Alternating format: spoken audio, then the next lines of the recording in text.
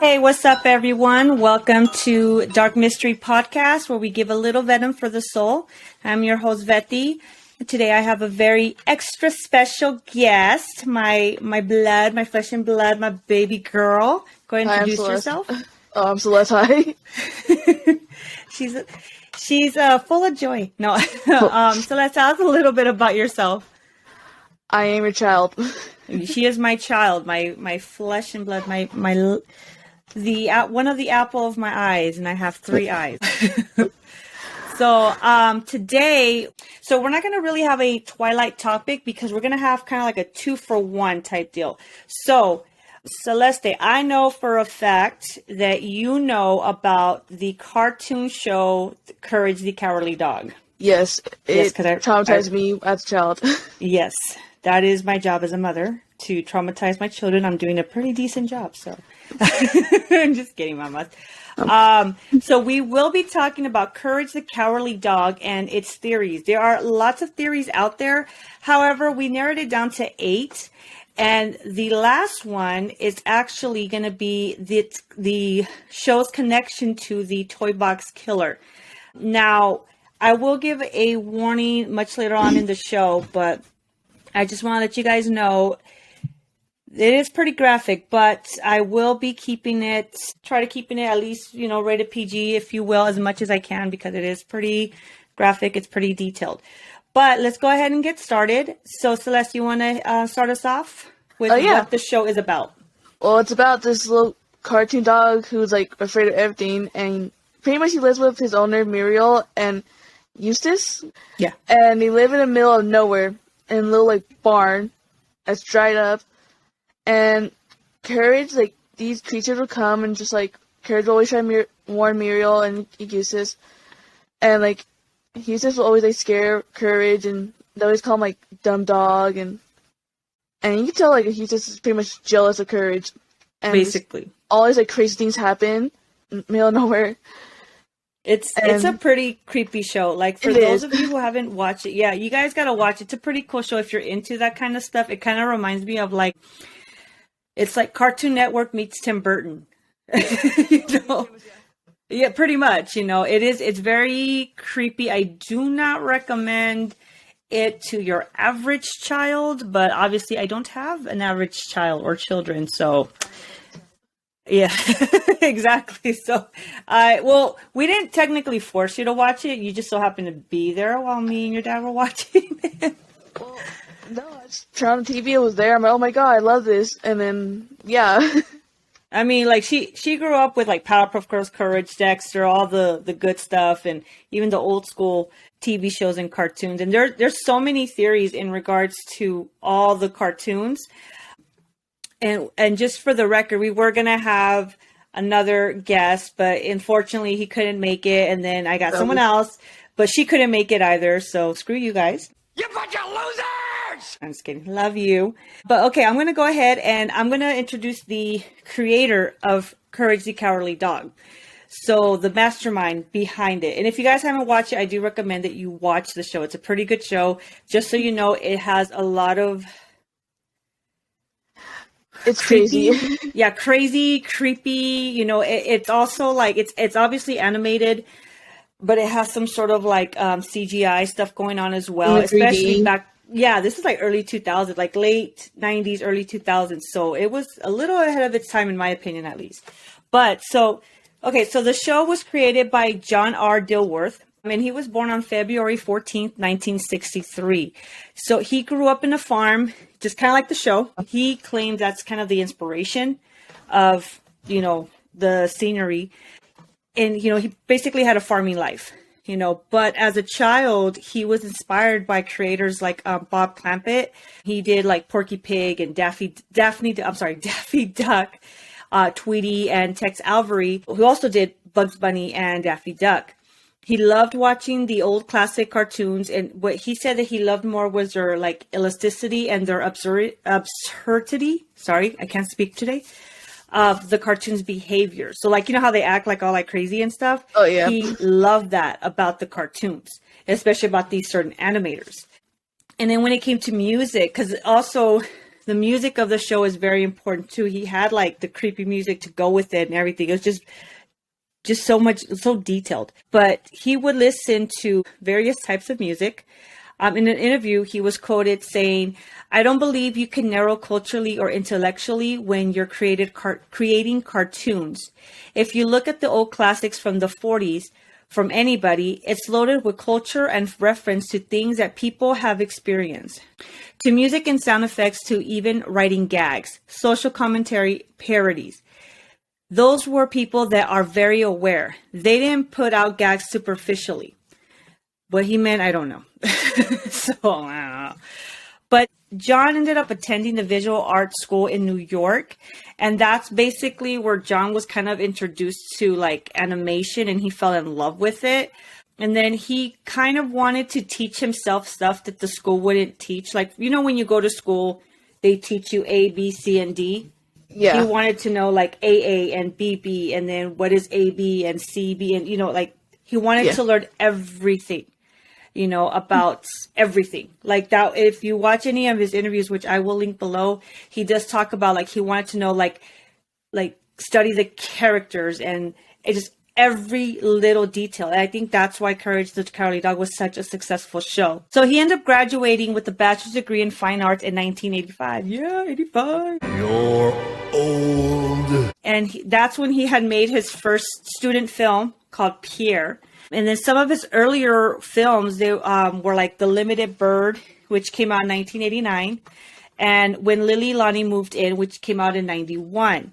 He also did some work on the show Doug. Do you remember that show, Doug? Doug. I think I remember it. What's it goes do do do do do do do do. Oh, come on. You're making me look bad. I heard of it, but I don't remember it. I heard a name somewhere. He had his best friend name, I think Skeeter it was, who was like kind of like a blue greenish dude, and he had a high pitched voice. I don't think so. Oh my god, I failed as a parent. It's okay. I can redeem myself with the two younger ones. I'm just kidding. I'm just kidding. Like, well, Gabriel would know. I'm just kidding. So he also loves horror films, just kind of like us. I think I might like it a little more than you, but he loved horror films. Actually, clearly inspired his work, especially Courage the Cowardly Dog. But his first pilot was a show called Psych for Snoopa. The show showed a lighter, different side of John's imagination. He helped make a short film in 1993 that was called The Smart Talk with Raisin that would later show an importance to Courage the Cowardly Dog.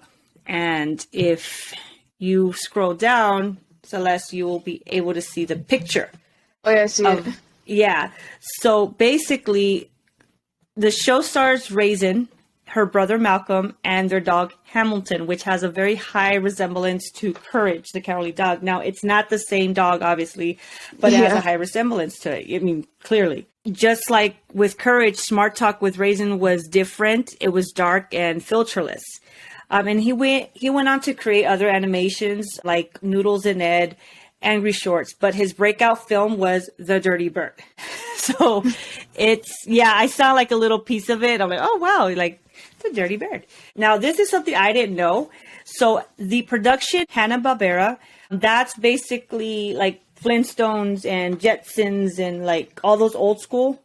Oh, the classics. Yeah, the classics. If you notice at the end, it has like the Hanna-Barbera. So it was actually starting to turn into Cartoon Network. I didn't know that. I've been watching Cartoon Network since I was a kid, and I didn't know that. So, wow. So what they were trying to do, because like most of their shows were they were older and stuff, and they weren't getting a lot of ratings. It was owned by Warner Brothers, but the president of the company, he wanted to start kind of like having short films or short shows. They called shorts. Like there would be new ones every single week. And a lot of them was actually the beginnings of new shows that like became super famous. For example, there was Dexter's Laboratory, Powerpuff Girls, Family Guy even. So I didn't know that. It was actually a lot different. I was like, oh shoot, I did not know that. So among those short shows named The Chicken from Outer Space, the show was about a dog who lived in a farm. He was trying to stop an alien alien chickens from taking over the world. This short will become the pilot for Courage the Cowardly Dog. The pilot itself was inspired by Nick Park's Penguin from The Wrong Trousers. I don't know if you are, if you know that. I know you've seen the movie. It's the, like Chicken Run. Remember that movie, Chicken Run? Oh, yeah. Okay, so there's another one, Wallace and something. It's the same guy. Wallace, and it's a guy with a dog. I don't think I've seen the movie, but I've definitely seen the characters. Okay, but you know who I'm talking about. So pretty much them. Yeah, so the chicken from outer space was inspired by a penguin character from that series, if you will. Oh, okay. So the show aired on November 12th in 1999, and it became one of the highest rated programs in the first few years, and it was a hit from the start. Now we're going to start getting some of the theories. So now the cowardly theories. Celeste, you want to take the first one? Sure. The first theory is that he was just a normal dog, that he was just afraid of other humans, saw them as monsters, and that's why he always panicked, and that's why Muriel and Eustace didn't really panic as much because he's seen things, and even Eustace called him dumb dog, so that's why it's a theory. Yeah, and for those of you who haven't watched the show, in the beginning, like the intro, it does say how he was found abandoned as a pup by Muriel. So he obviously has issues and stuff, but that's theory number one. Theory number two, a hell of a location. So this theory is, I kind of like this one. I don't know if it's my favorite, but I like this one. So the theory goes that the middle of nowhere is for the most part hell. Courage is none other than the hound from hell, Cerberus, which I am mispronouncing that. I apologize. I'm saying that wrong. So for those of you who don't know the mispronounced name Cerberus, so basically Cerberus is the three-headed dog from Hercules, that huge one. Oh, yeah. So the theory is that's Courage. And you know how he, when he's trying to warn Muriel and Eustace about the dangers or whatever, he shapeshifts. You know what I mean? I realize that too. He just gets all weird and emotions. Right, because he can talk, but when it comes to them, he doesn't really talk to them. He communicates by that. You know what I mean? Yeah. So they're saying because he can shapeshift, if you will, that's him taking many form, having multiple heads. Because he technically turned into other ones. So that's how he has the multiple heads. Because it is the hound dog that has multiple heads. Usually 3.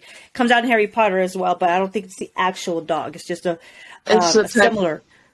Huh? It's same breed. Same breed, yeah. Probably siblings or something. So now, Muriel, she represents mankind. And Courage is always trying to protect it at all costs. Just like the dog, Cerberus, it's guarding the gates of hell. From hell coming out and, devouring mankind, which I don't know if that's the actual, that's the actual thing. Some of the characters also, they will portray the 7 deadly sins. Just to name a few, there's Le Quack, which is a duck. He represents greed. Naughty Fred, I think that's another theory that we'll get into. I believe that's him. He represents murder. And then there's Cats. He represents hate. I think he was the one from the first episode. That reddish cat. Yeah. Yeah, I think that's him. And then Eustace, he is Hades, who hates Courage. And he hates nowhere or hell itself, just like in the movie, like Hercules and stuff. Apparently, Hades did not like hell. So he hated there. And Eustace hates nowhere, allegedly. So, theory 3, Skinwalkers. Now, this one, I was a little weary about it because you and I, we've talked about this. We've heard stories about it. We also know, and I'm only saying this for our listeners because you do have to, whether you believe in this kind of stuff or not, you do have to be very careful when speaking things. About them? Huh? About them? Yeah, because it's kind of like speaking it into truth type thing because Skinwalkers, well, let's get into what they are so, you guys can understand what we're talking about. So Skinwalkers is a native urban legend, mainly coming from the Navajo tribe, but it is known throughout other tribes. Now, according to the legend, skinwalkers are shape-shifting witches that can take forms of animals or humans, and they usually look kind of deformed, like something's off. And according to the stories, they don't look exactly like what they're trying to transform to. Like I said, something's off, and you could usually tell. But even in human forms, they would tend to walk on all fours. They can walk on two, but they usually walk on all fours.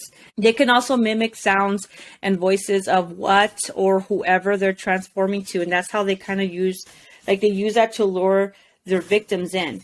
Yeah. And natives honestly don't really speak about that because it's kind of like I don't want to call it a taboo. Huh? It's more of a hush-hush thing, like, hey, you don't want to, like, come up to life. Also, exactly. Exactly. People who have encounters with skinwalkers, if you will, they don't really like to talk about it or even say the name because it's kind of like you're asking for it type thing.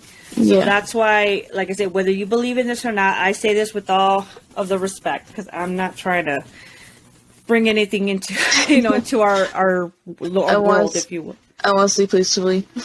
Right? Exactly. It's okay. You have the kitty cat, so you're fine. So you have Coffee to protect you. Coffee is her dog, everyone. It's her little baby doggy. Right, so, not a baby no more, but it's her little doggy.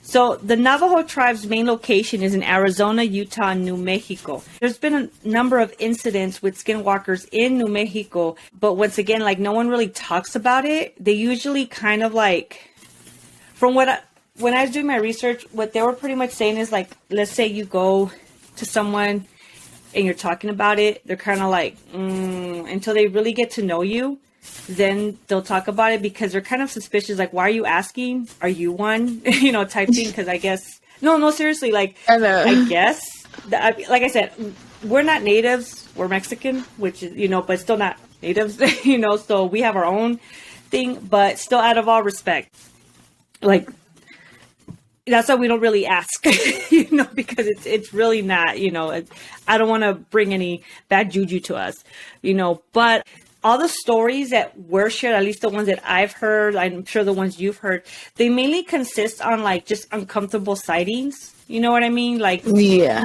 like scary sightings stuff, but that doesn't mean that the violence wasn't involved. So that's the only issue. So now the connection between the Skinwalkers and Courage the Cowardly Dog. So there's and I'm actually quoting this, and I don't know if you could scroll down to where it says connection. There's an actual home in New Mexico. Well, it's allegedly in Mexico. I tried to research to see where exactly this home is, but I couldn't, unfortunately, find it. It's just everyone's saying it's in New Mexico, but I don't think it is. Anyways, but there is a picture of a home which has been compared to the actual house in the show. Now, there's a text above it, and the text says, "The middle of nowhere is an actual place located in New Mexico. The elderly couple who owned the house with their dog repeatedly witnessed many strange incidents. They once reported seeing a creature they identify as a skinwalker. After reporting what they saw, the family disappeared under strange circumstances. Only their dog was found. No actual evidence was found to prove whether this was real or not, but it is a pretty a pretty interesting theory. You know what I'm saying? Like, yes. And I don't know if you can see the picture. There's a big resemblance. It is quite big resemblance. A little creepy though. All right. Do you want to go with theory 4? Okay. Do you want me to just kind of like paraphrase it real quick? Yeah. So basically, this is the last episode of the first season, and it's called The Great Fusili, and the Great Fusili is an alligator who comes into nowhere, and he has like this stage truck, if you will. So all three of them come out, and he's trying to he's promising them like fame and like fortune and stuff. So Muriel and Eustace, they're intrigued, but Courage isn't. So because they're going into the show, Courage, he wants to protect them. So he kind of like auditions, if you will, and he gets into the show. So they start, Eustace, Muriel, and Courage, they start kind of like playing the show. But Eustace hits Courage with a pie. So Courage has to leave the stage to kind of clean himself up. And then that's when he goes in the backstage and he sees a bunch of puppets, like human puppets. Oh my God. So when he comes back, he's kind of a little too late because Houston and Muriel, they have been turned into puppets. So he's obviously like, oh my God. So he ends up defeating the Great Fusili, and he saves them, takes them back to their home, but they're still puppets. So the theory is that they had actually died. And so now he just kind of plays them. You know, he plays with, like, he's the puppet master, so their life can go on in a daily, you know, as usual. And at the end of the episode, he's actually playing all of them. And he even, like, he used to scare him. And he'll walk down, go back on Muriel's lap, and then he'll act scared and stuff. So, and the theory is basically that anything after that is just Courage playing. Yeah. Yeah, so and then the episode actually ends with Courage saying the things I do for love. So it's interpreted that, you know what I mean? That he's doing this for love so he can still have them. So, but it just basically that Courage can't cope with it. So he's living on their life, and he's just using his imagination of their life together. So that's theory 4. So theory 5, Celeste, you want to take that one? Sure. 35 is Tommy, Taffy, and Freaky Fred. Fred is the nephew of Muriel, and she's, like, very happy to see them. But Eustace and Courage don't really like him at all. And for some reason, he has a weird obsession with shaving their heads. And at one point, he takes Courage and locks up into the bathroom and shaved his head. So he was taken to the asylum, and through the little window, you can see Fred giving his really creepy smile. And then with Tommy Taffy, a fictional character, the villain from Creepypasta, called their parent. The prequel, his name was Tommy Taffy. He said to terrorize family what to do and what to say, and he's known for his blonde hair and white smile, just like Fred. And they have they're really similar to each other. They love torturing people for some reason. Yeah, and then their appearance and stuff too, it's very similar. And if you actually look at the episode, it's like he has this, like, really wide smile. It's a little creepy. It's very creepy, yeah. Theory 6. Go ahead, take that one over. The Lost Son. Pretty much Jerry's about Muriel and Houston having a son named Jensen. And Eustace, like, really, really wanted a son. And the theory that he got the son, Jensen, got taken away from his crib by the villain, Cajun Fox. Cajun Fox. And he's known for eating humans, and during one episode, he even kidnaps Muriel and Houston and, like, tries to put them in, like, a pot and cooks them, make a soup. And that's why Muriel was so, like, eager to adopt Courage, because he was found in a trash can due to his parents being kidnapped by an evil scientist, trying to be put in a rocket. It was really sad. And Courage was able to escape. So the theory was that Eustace did not like this at all, and that's why he's so mean to him. Because he wanted his son, but he was kidnapped at 6 months, according to the theory. Yeah. Which it would kind of make sense.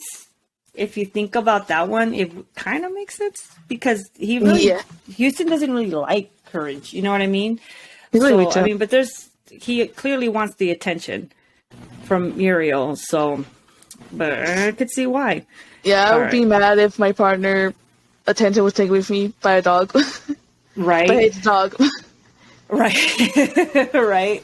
Well, no offense, but I think your dog actually likes Nathan a lot better. Yeah, I feel that.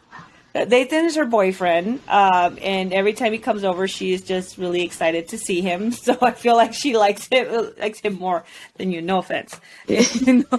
So, okay. Theory 7. Go ahead, take it over. The Lost Episode. As you know, like, every single cartoon has their Lost episode, and as you know, they're really gruesome. Yep. Very and, like, creepy and freaky. According to the theory, the Lost episode starts off with Courage sitting on a rocking chair, wearing a mask, then drags Muriel and Eustace to the basement where he tortures them, and eventually killing them by strangulations. Then he returns to the rocking chairs upstairs, staring at the camera with a smile on his face for 2 minutes. That's not creepy at all. Yeah, right? Not creepy at all. And I will admit that I know most of them are creepypastas, which I love creepypasta. We love creepypastas. But yeah. I kind of do like the whole Lost episode theories. Like there's the Mickey Mouse Lost episode, and then like the SpongeBob, the Squidward one. Squidward, yeah. There's a couple of them, and they're pretty good. Which I think that would be a good episode to do eventually, you know, with all the creepypastas and stuff. So if you guys do want to watch that, comment below. Let us know if that's something you guys are interested in listening. So before we get into our next theory, which will lead up to our next subject, what do you think so far? I think these theories are actually pretty good. My favorite one has to be the Lost Son. But also that Muriel and Eustace died.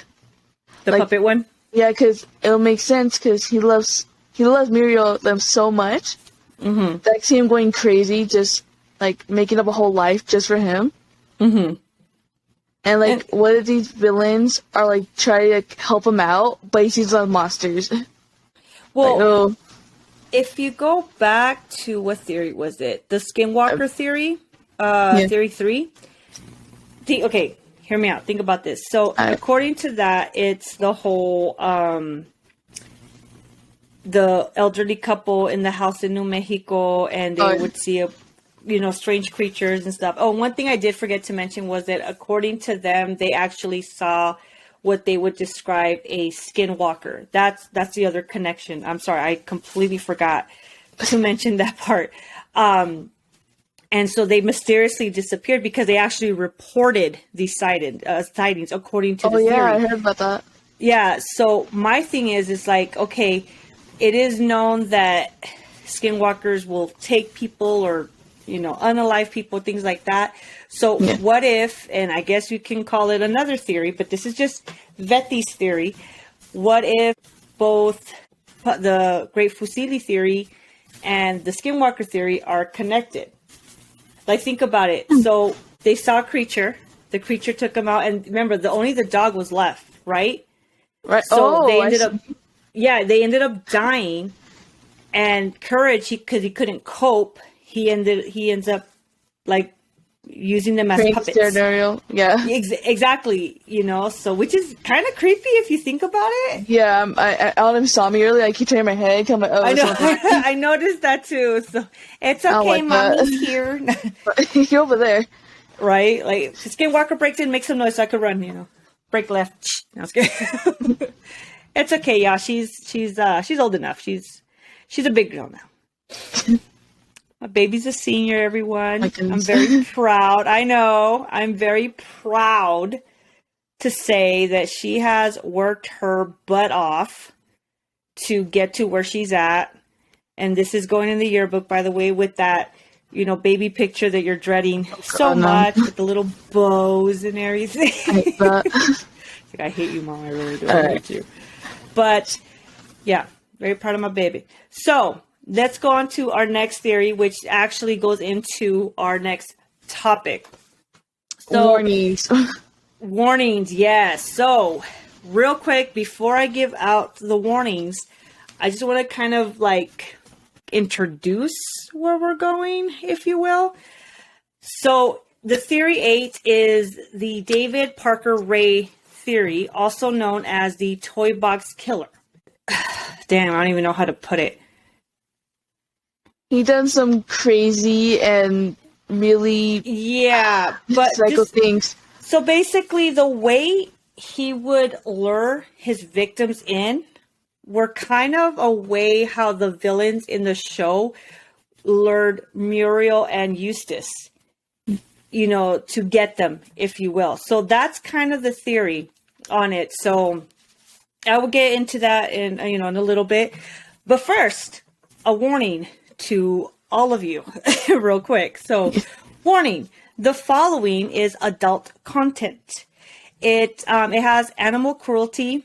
I I don't know if it had, because I don't know if I found any animal cruelty, but just in case, animal cruelty, it does involve unaliving, sexual violence, assault, and torture, with devices as well, kidnapping and holding hostage. Yeah, so I'm going to do my very best to get as close to the details as possible. But personally, because I do have my daughter here, I don't feel so comfortable, even though she knows and she can handle it. But just, I don't feel so comfortable going into graphic details. And it's very, very graphic, you guys. So if this is not your cup of tea, go ahead, click out now. I understand. But I will not be going into full-on details because I just personally do not feel comfortable talking about things like that in front of my daughter. So, also, even though students watch you too. Exactly, screw them. Like, if you were listening, that's one thing, but you're right there, and I'm not trying to be like, but I'm just saying, like, I personally, like, if I want to talk about it, I don't feel comfortable talking about the things that this guy has done. Yeah, I know about it, but just because we seen the episode on it, which I will link below. We saw it with Bailey Sarian, which she is freaking amazing. If you guys have not watched her, go watch her. She is just amazing. She is a huge inspiration to this. Actually, it was No Fly Zone, which you guys should definitely check out. Brett and Casey, Brett and Casey, amazing. They're an up and coming podcasters. Very good. Brett's actually, he's about to be a dad again real soon. So congratulations on that. But go check them out. Like, congrats. Congrats, right? Exactly. So, and Bailey Sarian, please go check her out. She goes into details with this stuff that I just personally, for this episode, do not feel comfortable sharing. But I do want you guys to use your imagination respectfully. And I will get to as close as I possibly can with my comfort zone, if you get what I'm saying. So, but yes, so those are your warnings. Like I said, if this is not your cup of tea, go ahead and click off. I understand, no worries. So, backstory. So David Parker Ray, he was born to his parents, Cecile and Nettie Ray, on November 6, 1939 in Belen, New Mexico. David's father, he was abusive. He was a drunk and very controlling. He would abuse David, his sister Peggy, and their mother. And when David was about 10 years old, their parents ended up divorcing. So David, Peggy, and the mother, they ended up moving into, I'm assuming, the father's house, like his grandfather, into their home.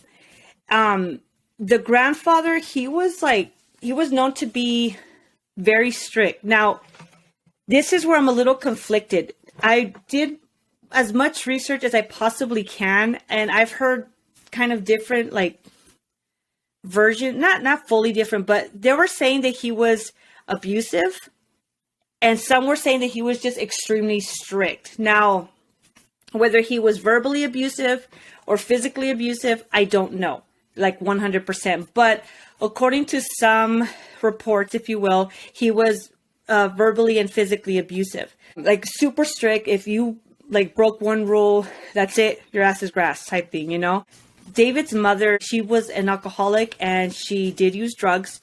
So once they ended up moving to David's grandfather's home, she ended up abandoning them. She chose drugs and alcohol over her kids, unfortunately. Their father, he would come and visit occasionally. So when he would come and visit, he would give David BDSM magazines. Now, I don't know if you guys know what that is. For those of you who don't, let me put it to you this way. They're basically naughty magazines that consist on bandages, tying up, torturing, and for sexual pleasures. So yeah, and mind you, this was it was after he was about 10 years old. He was still young. 10? About 10 and above. Probably before high school. So yeah, he was your brother's age when this. Oh God, I will kill your dad if he ever did that. Oh my God. Luckily you got away with that. Exactly. Well, I don't know. He's a preteen. I don't know. But no, he's a good kid. I know your dad wouldn't do that. But so yeah, basically that's how kind of like that's what really gave him his spark, if you will. But during high school, David was bullied because he was really shy around girls, and I'm sure it was like amongst other things or other reasons why he was bullied. But it was around this time when he started actually being like he was developing his fascination with BDSM. And one day his sister, she actually found his special collection, if you will, and he had even drawings. Now, after high school, David actually joined the Army. He worked as a mechanic. He did end up receiving an honorable discharge, but he continued to work as a mechanic throughout his life. Now, it was said that he was a general mechanic. I'm assuming that means just like a handyman, or it could be a mechanic as in cars. I don't know, because I assumed cars, but the way they phrased it, it sounded more like he was just like a handyman type person, like a very, very good one.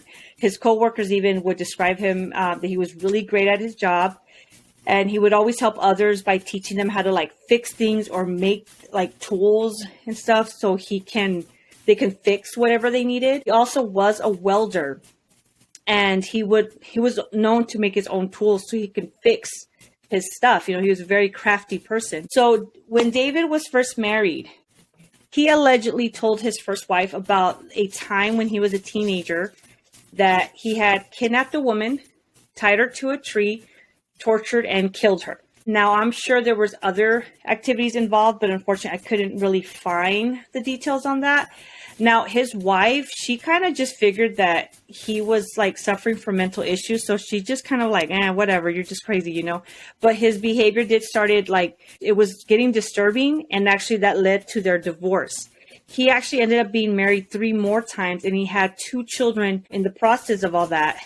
And one actually later in life ended up becoming his accomplices, which I'm like, wow, like I love you, Celeste, but no, if I go down, let me go down. No, don't go That's down with creepy, me. how you brought a child involved. Huh? It's creepy how you got a child involved. How you got a child involved. Well, yeah, I don't see how, as a mother, first off, I couldn't do things like that, like what he did. But as a mother, could I allow my children to, you know what I mean? Like, I don't think I could allow you guys to be involved in my stuff because that's ruining your life. But I mean, I'm not here to judge, but I'm judging. You know, that's like the best way I could describe it. So like, I don't know what exactly made her want to join or not join, but like be an accomplice, but I'm just like, yeah. But if one thing that my nephew Eddie, your cousin, he brought this up, and I wanted to mention this real quick. He saw a picture of the actual dude. He said that he actually looks a lot like Eustace, or resembles. Let me rephrase that. He resembles Eustace if he had no mustache and a shaved head or a bald head. And now that I look at it, it's like, yeah, I could see that. But that's not the reason why of the connections to the show, Courage the Cowardly Dog.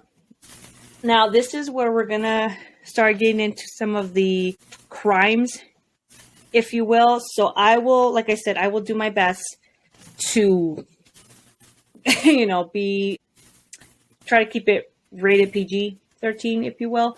Now, according to some reports and stuff, what he would do, well, to begin with, this all happened in New Mexico in a place called Elephant Butte. Spelled Butte. I was saying but the whole time. Butte. You know, but it's not that. It's Elephant Butte. It's actually near a small town called Truth or Consequences. So he would actually travel to Truth or Consequences, very close by. It's a very small town. I think they say like they don't have like any more than like 3,000 people. You know, it's really, really small town, a lot smaller than ours, you know. So he would travel there, and he would, you know, stalk his victim and everything. And then he would kind of, sometimes he'll have like a sob story, like, oh, you know, woe is me type thing, so that he can kind of like gain their trust. Or he would come in and like be like, hey, guess what? I gotta wait for you to make money and blah blah blah, or it was said that he would cut their phone lines and then go and be like, hey, I can repair it for you. And that's how he would get his victims.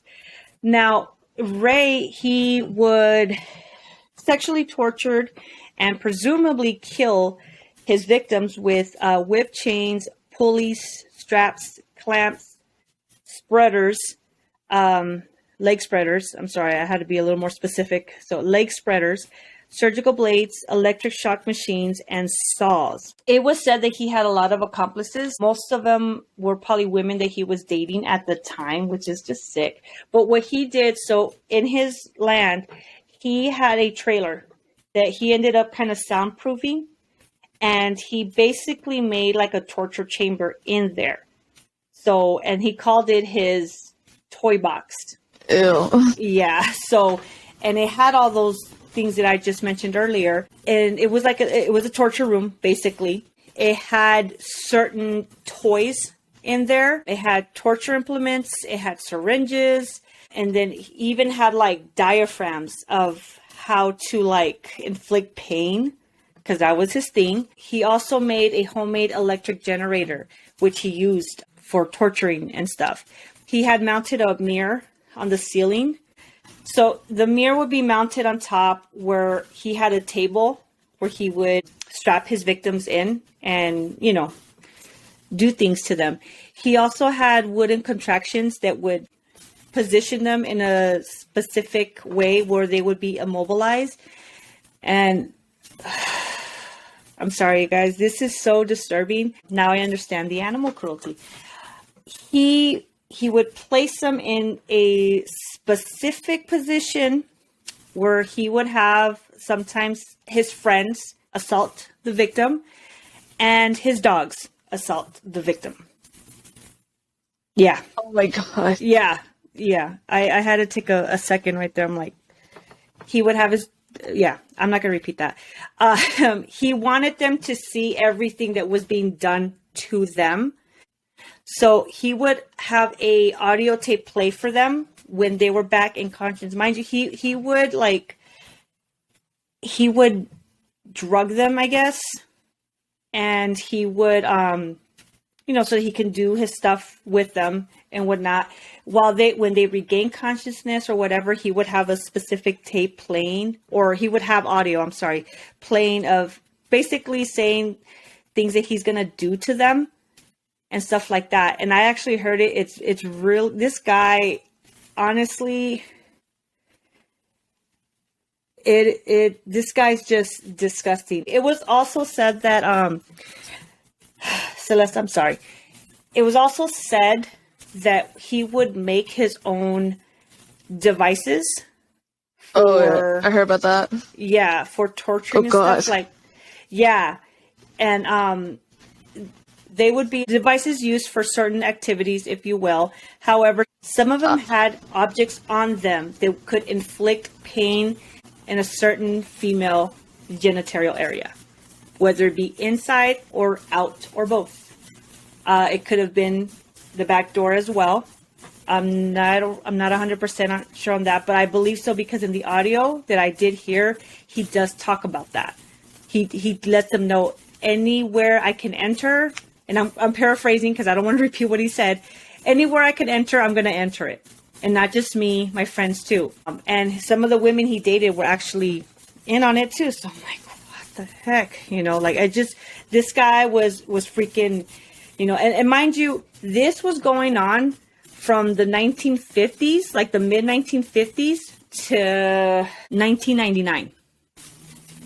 Yeah, this was going on for this entire time. What, 40 years? Yeah. Almost 40 years. Well, a little over 40 years. Yeah. This guy. Ugh. All right. So how was he caught? So on March 19th in 1999, there was a 22-year-old woman called Cynthia Virgil. She was working, if you will, in a parking lot in Albuquerque, New Mexico, when a man claiming to be an undercover cop told her that she was under arrest for soliciting work, certain work, if you will, and he put her in the back seat of his car. The man was, in fact, David Parker Ray, and he had brought her to his toy box. Then he chained her to a table. Oh God! He chained her to a table at the center of the trailer, and over the next 3 days, he would sexually assault her and torture her with the help of his then girlfriend, Cindy Hendy. I'm saying that wrong. Hendy. They would use like whips, medical instruments, electric shock, and certain instruments to torture her. But before her torture, Ray would play a cassette with the recording detailing that she would be like what she's going to be enduring, basically. So on the third day, while Ray was at work, Heidi accidentally had left the keys that had Virgil's restraints on the table near where she was chained at while she had left the room real quick. So taking this opportunity, she had lunged for the keys and she was able to actually free her hands. And Hendy came in and she tried to stop her. But Virgil ended up stabbing her in the neck with an ice pick when she approached her. She had ran out of the trailer naked, wearing only her slave collar and padlock chain. She had knocked on a door in a nearby mobile home, which is like in the same property, I believe. And the owner of the house brought Virgil in, like they let her in, and they called the police, and they arrested both Ray and Cindy. So after Ray was caught, because obviously, she called the police and everything, so he was arrested, and there was cases filed for the crimes of her and several others that the police had found and everything, but they were going to be tried separately. So the judge did feel that the evidence that was found in the toy box was, they couldn't use it for the other cases that he was being tried for. That one of the trials for one of the victims, it was actually resulted in a mistrial because two jurors, they just found the story so unbelievable, which there's so much details that I'm not getting into, which it really does sound extremely unbelievable. Just what I shared, to me, it's unbelievable, but there's just so much more. And Ray did say that it was consensual, which it wasn't. After the retrial, he was convicted on all the 12 counts. Ray's daughter, the one involved, she actually pled guilty to the kidnapping, and she was sentenced to time served with an additional 5 years to be served on probation. She had served 2.5 years, that's bullcrap. I'm sorry. Some of the friends that were involved in the torturing and stuff, some pled guilty. Some confessed into it, obviously pleading guilty, but most of the bodies were never found. Like the ones that from my understanding, the bodies were not found. So, but they believe that he had over 60 victims, but there was no bodies or anything. There's evidence, but there was no bodies.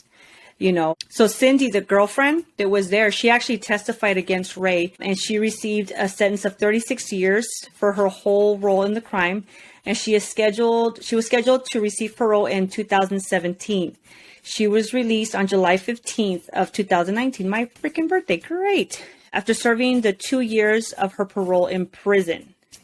So then on May 28th, 2002, Ray was taken to the Lea County Correctional Facility in Hobbs, New Mexico, to be questioned by state police. He died of a heart attack before the interrogations took place. So I guess you could say they got justice, but not really, because he did end up dying, but not the way he should have.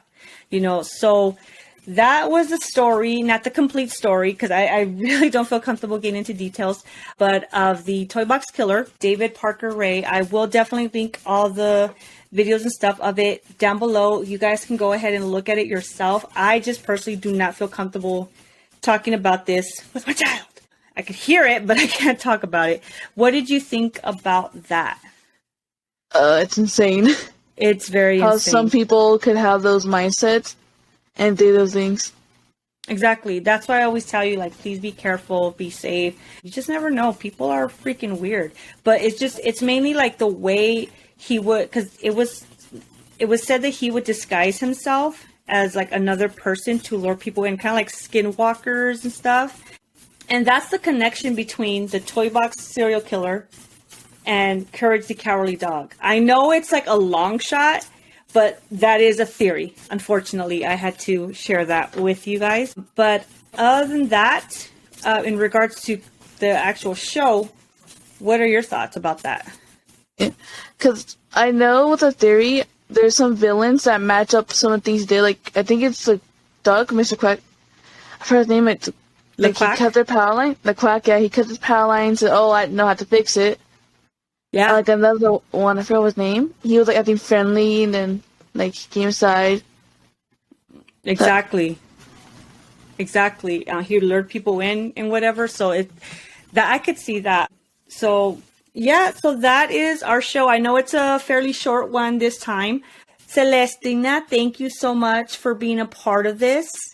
I know it's late and I know you're tired, so we're gonna go ahead and end it here because she still has school because my baby's a senior. I'm so proud. I'm sorry. I'm gonna shout it out to the world. I'm very proud of my kids. I know. Roll your eyes. I know. Very, very proud. She has like just worked her butt off, and she just, she took it like a champ. And she honestly, you are definitely the heart and soul of the children. So no, but you really are, you're a trooper, you're strong. And I thank you for that so much. And thank you for joining me in this little crazy ride that I know I forced you to join me in.